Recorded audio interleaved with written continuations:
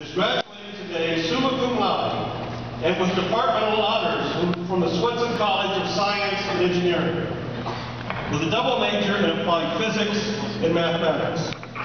Jordan, I would like to congratulate you on receiving your degree and your many outstanding accomplishments. Please welcome Jordan Maiers.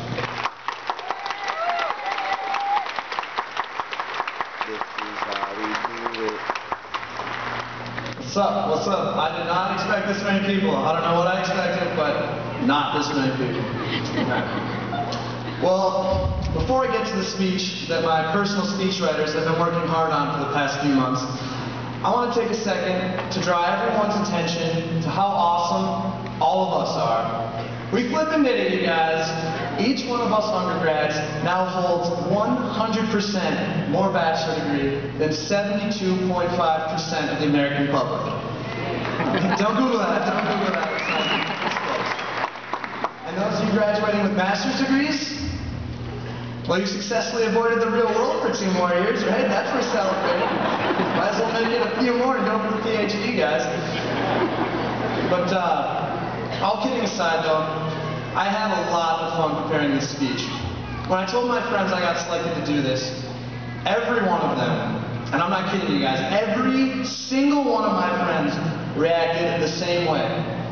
Oh my God, you? How? Did they know you? Thanks, guys. Congratulations when it worked, but I mean, whatever. But what my friends know, and what the administration here probably doesn't know yet, is that I have a bit of a tendency to be profane and offensive are such ugly words. Let's say colorful and imaginative. But this is a big honor, and I didn't want to make anyone regret choosing me, so I cut out all the swearing and most of the offensive jokes from my speech. Needless to say, this is going to be pretty short. Now, I think graduation means something a little bit different to all of us. To some of us, graduation means getting a job and moving on into the excitement and opportunity of the real world. For some of us, it means pursuing further education and joining the enlightened masses of academia. For others of us, it means coming to terms with the fact that binge drinking on a Wednesday night is no longer socially acceptable and is often referred to as alcoholism. And for a few of us, graduation means moving into our parents' basements for the next 10 years and convincing ourselves lots of 30-year-olds are single, unemployed, and living at home. See, now to all of us here, that's just a funny joke, but for the School of Fine Arts, that's real life, I guess. I don't know if I can say that. No, that's not true, you guys. Starbucks is always hanging. No, I didn't get kicked off. That's not cool. That's not cool. Well, regardless of how different our future endeavors may be, there's no denying that graduation initiates a huge change in all of our lives. I don't know about you guys, but for a long time, that thought has scared the hell out of me. I know I'm supposed to be up here telling you guys the same crap you've heard over and over again. You are the future of America. You have the power to change the world, and all that heartwarming stuff. But does that really mean anything to any of us? You all already know how awesome you are and how much potential you have. You don't need some dweeby physics kid standing up here spewing rainbows and hugs at you. So, I guess what I want to do is just be real with you guys. I think the reason that graduation is such a scary thing is that for most of us, the next few years hold so many unanswered questions. Will I like my job? Will I be able to handle the real world? Will I ever make a difference? Will a Minnesota sports team ever win a championship? Will the new Michael Bay Teenage Mutant Ninja Turtles movie permanently ruin one of my favorite childhood franchises? That's a real concern.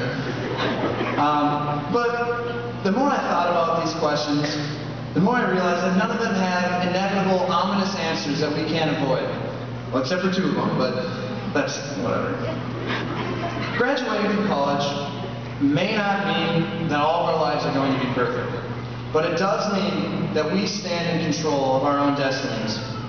I know it sounds cliche, but each one of us really does have the power to make a difference, not only in our own lives, but in the lives of others. And I think it's up to us to recognize that power in ourselves. Well, at this point, it's customary for a speaker to close out their lame speech with a cheesy quote. So I'll do that too. If there's one piece of advice that has meant anything to me, it's don't sit back and let the future happen to you. Go out there and make the future happen.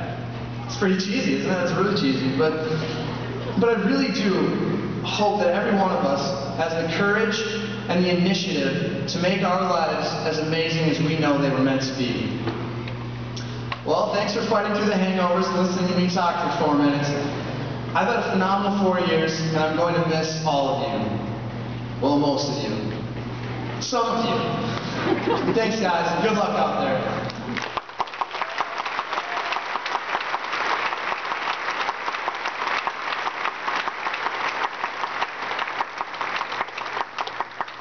Thank you very much, Jordan. There are some members of the band who want to talk to you after the convention. It's now a privilege for me to introduce Dr. Tim Holtz, who will deliver today.